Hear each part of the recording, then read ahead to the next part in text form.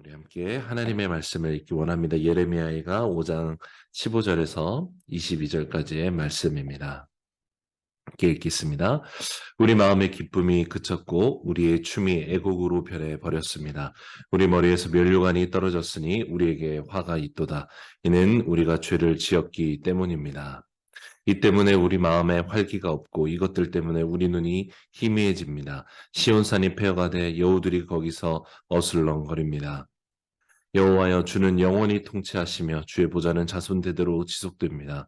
왜 우리를 영원히 잊으시고 왜 우리를 이토록 오랫동안 버려두십니까? 여호와여, 우리를 주께로 돌이켜서 우리를 회복시키소서. 우리의 날들을 옛날처럼 새롭게 하소서. 주께서 우리를 완전히 버리시지 않고 주의 진노가 아주 심하지 않다면 그렇게 하소서. 아멘. 오늘로 예레미야 애가가 끝이 납니다. 여러분, 예레미야는 자기가 살았던 국가의 멸망을 예언해야 했고 또 포로가 되는 것이 오히려 하나님의 뜻이다라고 선포해야 됐던 선지자였습니다. 하나님께 순종함으로 말미암아서 예레미야는 자기 사람들에게 민족의 배신자가 되어야 됐고 그로 인해서 엄청난 고난을 당해야 했습니다. 무엇보다 예레미야를 가장 슬프게 하고 아프게 했던 것은 자기가 예언하는 것이 성취되는 것을 보아야만 했던 선지자였다라는 것이죠. 자신이 전했던 예언이 성취되면서 예루살렘이 멸망하고 거기에 대적들이 온갖 이 나쁜 짓들을 하는 것을 보고 또 어미가 자녀를 삶아먹는 것을 목격하고 이런 모든 것들을 보는 고통은 우리가 아마 가늠하기 어려울 것입니다. 또 이러한 예언을 한 이후로 그가 당한 멸시와 조롱 또 가족들과 사람들에게 받아야 됐던 비난은 엄청났을 것이죠. 여러분, 하나님을 따른다는 것은 사실 필연적으로 사람들로부터 인기를 얻거나 인정을 받는 것이 아니라 오히려 무시를 당하거나 비난을 받게 되는 길을 걷게 되는 것이죠. 예수님께서 마치 가족들에게도 무시를 당하시고 오히려 예수님을 추종하던 자들이 어느 순간에 십자가에 못 박아야 된다라고 외치면서 그들의 이 비난 속에서 십자가를 달리셔야 했던 것처럼 예수님을 따르는 우리들은 세상으로부터 오히려 미움을 받는 것이 더 정해진 길과 같다라는 것입니다. 그렇게 예루살렘의 멸망을 목도했던 예레미야는 그 이후에 평생 동안 결혼하지 않았고 자녀가 없이 살아가다가 생을 마감하게 됩니다. 이런 예레미야의 인생을 세상 사람들이 보기에는 굉장히 불행하고 저주받은 인생인 것처럼 바라볼 수 있을 것입니다. 그러나 예레미야는 하나님이 세우셨던 하나님이 믿을 수 있었던 당시에 거의 유일한 하나님의 사람이었습니다. 사랑 여러분, 우리는 스스로 인생을 평가할 때 자꾸만 세상의 평가와 사람들의 평가로 내 인생을 평가할 때가 많습니다. 그렇지 않습니다. 모든 사람은 하나님께서 이 사람을 지으신 분께서 그리고 사람의 마지막을 심판하실 분이신 하나님께서 평가하실 수 있는 것입니다. 예배하는 저와 여러분 모두가 하나님이 보시기에 존귀한 자로 또 신실한 자로 살아가는 그 믿음의 사람으로 나아가게 되기를 간절히 원합니다. 하나님의 사람 예레미야는 예루살렘의 멸망을 보며 아파했고 또 눈물로 통곡했으며 오장육부가 찢어질 정도로 하나님께 기도했습니다. 그는 멸망당한 사람들과 자기를 구별하지 않는 하나님의 사람이었죠. 자신도 그 멸망당해버린 사람들, 하나님께 불순종하여 끝까지 배신하여 하나님께 심판당한 자들과 자기를 동일시함으로 하나님 앞에 자비를 구하고 회복을 위해 기도하고 있었습니다. 여러분, 하나님의 사람은 타인의 아픔과 타인이 당한 심판을 나와 별개로 두지 않는다라는 것을 우리가 예레미야를 통해 배우게 됩니다. 에가서 전체에서 그리고 오늘 시작되는 말씀 16절에서 예레미야가 이렇게 고백합니다. 우리 머리에서 면류관이 떨어졌으니 우리에게 화가 있도다. 이는 우리가 죄를 지었기 때문입니다. 라고 말해요. 우리라고 기도합니다. 에가서 전체에서 예레미야는 자기만을 따로 떨어뜨려 놓고 기도하지 않아요.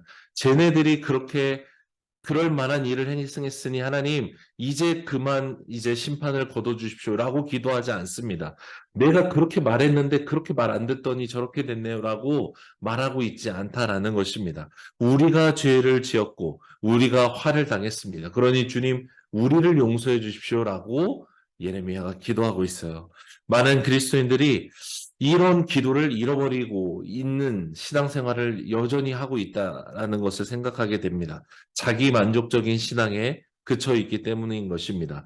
예배조차도 하나님께 드리는 예배가 아니라 내 만족을 위한 예배, 내가 좀 감정적으로 고취되어지고 내가 되게 기분이 좋아지는 예배를 마치 그 예배가 더 좋은 예배인 것처럼 그런 예배를 제공하는 교회가 더 좋은 교회인 것처럼 평가되는 시대를 우리가 살아가고 있습니다. 기도는 내 기복신앙의 도구가 되고 헌신과 헌금은 나중에 내 아이에게 위기가 닥쳤을 때 하나님께 물을 수 있는 보험처럼 여겨지는 이상한 신앙을 우리가 가져가는 시대를 살고 있다는 것이죠.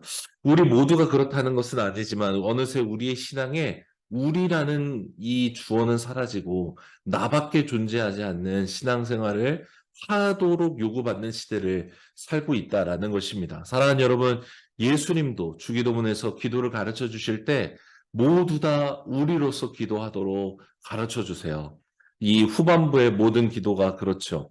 개인을 위한 기도는 이미 아버지께서 다 아시기에 우리로 기도하라 말씀하시는 것입니다. 우리의 일용할 양식을 위해서 기도하며 다른 사람이 아니라 우리가 서로를 돌보게 하셨고 우리를 용서할 때 그것이 내가 용서함 받는 비결인 것, 또 우리가 시험에 들지 않도록 서로를 살피며 기도하는 것, 그것이 바로 내가 시험에 들지 않게 되는 것이라는 것을 주님은 우리라는 기도를 통해 가르쳐 주신 것이죠. 하나님은 우리를 이 땅을 위한 평가자나 지적질하는 사람이나 심판자로 부르신 것이 아니라 이 땅을 위해 기도하는 우리로서 기도하는 중보자로 부르셨다라는 것을 기억해야만 합니다.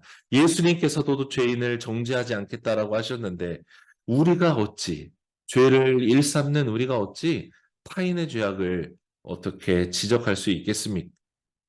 우리의 자리는 심판자가 아니라 중보자의 자리입니다. 히브리서 7장 25절에 예수님께서도 지금 이 시간에도 하나님 보좌 우편에서 우리를 위하여서 항상 기도하신다라고 말씀하셨는데 어찌 우리가 주님을 따라가는 자로서 이 중보자의 사명을 저버리고 심판자의 자리로 가려고 하겠습니까? 사랑하는 여러분, 당신이 있는 곳에서 중보자로 살아가는 사람이 되기를 원합니다. 똑같이 다른 사람들과 같이 손가락질하고 입으로써 범죄하는 자가 되는 것이 아니라 절규하고 아파하고 눈물로 부르짖는 예레미야와 같은 하나님의 중보자가 되어서 살아가는 우리 모두가 되기를 원합니다. 우리를 하나님은 우리 가정의 중보자로 우리 친척과 친지들과 친구들과 우리 관계 속에 있는 사람들의 중보자로 불러주셨습니다. 우리가 거하고 있는 아부다비 땅과 UAE와 이 열방을 위해 기도하도록 하나님이 불러주신 것입니다. 내가 나만이 아니라 우리로서 기도할 때 하나님께서 우리를 통해 하나님의 나라를 이루어 가시는 것입니다. 이 중보자의 사명으로 살아가는 우리 모두가 되기를 간절히 소망합니다. 이제 19절에서 22절의 애가서 마지막은 예레미야가 회복을 구하는 기도로 끝이 나게 됩니다. 19절에 이렇게 기도하죠. 여호와여 주는 영원히 통치하시며 주의 보좌는 자손대대로 지속됩니다. 라고 기도해요. 예레미야는 하나님, 자기가 기도하고 있는 하나님이 어떤 분이신지를 너무나 잘 알고 있었어요. 눈앞의 현실에 예루살렘은 완전히 멸망한 것 같고 소망은 끊어진 것 같지만 예레미야는 알고 있죠. 멸망해야만 주님께서 다시 시작하신다라는 것을 알고 있었어요. 이 멸망의 이유도 하나님이 너무나 공의로워서 우리의 죄를 조금도 참지 못하시는 것이 아니라 너무나 자비로우셔서 얼마나 많은 기회를 주셨고 이 예루살렘을 무너뜨려야만 다시 온전한 예루살렘을 세울 수 있다는 것은 예레미야는 알고 있었습니다. 그래서 예레미야는 이 예루살렘의 멸망이 다윗 왕조, 하나님께서 약속했던 다윗의 그 언약이 깨져버린 것이 아니라 다윗과 맺은 언약이 유다의 멸망으로, 지금 예루살렘의 멸망으로 언약이 끊어진 것이 아니다라는 것을 알고 있었던 것입니다. 그래서 주는 영원히 통치하고 계시고 주의 보좌는 자손대대로 지속된다라는 것을 기도하고 있는 것입니다. 사람의 대의는 끝난 것 같지만 하나님의 언약의 자손들은 계속해서 이어질 것이라는 것을, 저 바벨론 포로된 곳에서 하나님의 언약은 여전히 이루어지고 있다는 것을 예레미야는 알고 있었기 때문에 하나님께 그렇게 기도하고 있는 것이죠. 여러분, 언약을 맺은 우리 개개인은 실패할지 모르나 이 언약을 우리와 맺으신 하나님은 결코 실패하지 않으시고 이 언약을 취소하지 않으시는 하나님이라는 것을 우리가 알고 믿습니다. 그래서 여러분, 우리가 항상 주님께 달려나아가 자비를 구하고 하나님의 은혜를 구하며 기도할 수 있는 것이죠. 하나님과 다윗의 언약은 바벨론에 의해서도 끊어지지 않습니다. 다른 환경과 세상의 어떤 직위를 가진 사람들의 어떤 그런 난도질로 인해서 하나님의 언약이 취소되지 않는다라는 것입니다.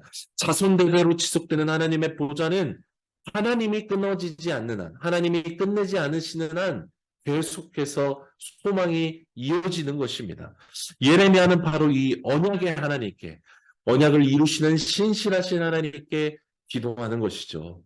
우리의 이 어려운 상황을 들어서 하나님께 기도하는 것이 아니라 하나님의 영원한 통치 속에 있는 이 땅을 하나님 불쌍히 여겨달라고 기도하고 있는 것입니다. 20절에서도 그렇게 기도하죠. 왜 우리를 영원히 의지시고 왜 우리를 이토록 오랫동안 버려두십니까? 라고 기도하는 것. 이것도 폐허가 된 땅을 보면서 그냥 왜 하나님 이렇게 우리를 버리셨습니까? 라는 차원의 기도가 아닙니다. 이 문맥 속에서 예레미야는 기도하는 것이죠. 하나님의 언약 안에 있는 이 백성을 영원히 버리지 마시고 하나님께서 회복시켜 달라고 기도하는 것이죠. 그러면서 21, 22절에 기도합니다.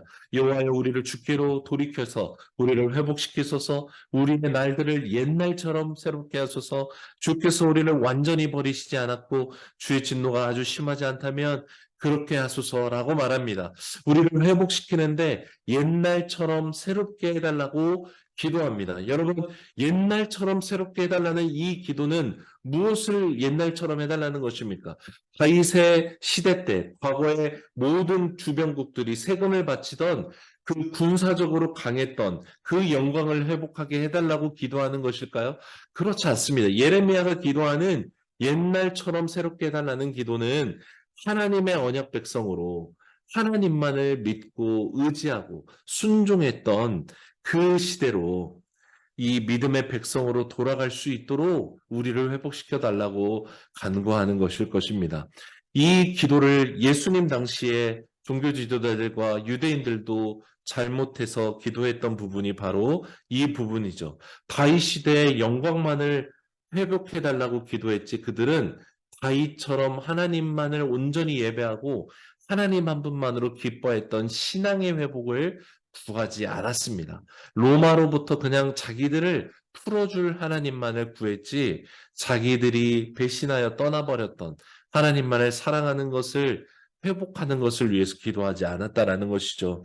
여러분, 이 예레미야의 기도 앞에서 우리가 구해야 될 진정한 회복이 무엇인지를 우리는 깨닫게 됩니다. 눈앞의 현실로 인해서 하나님이 나를 버린 것 같고 고통 속에 있는 것 같다 할지라도 우리가 구해야 될 것은 당장의 문제의 회복들이 아니라 하나님과의 동행의 회복, 하나님과 함께하는 회복, 하나님을 사랑하는 것을 회복하는 것에 있다라는 것을 우리가 알아야 된다는 것입니다.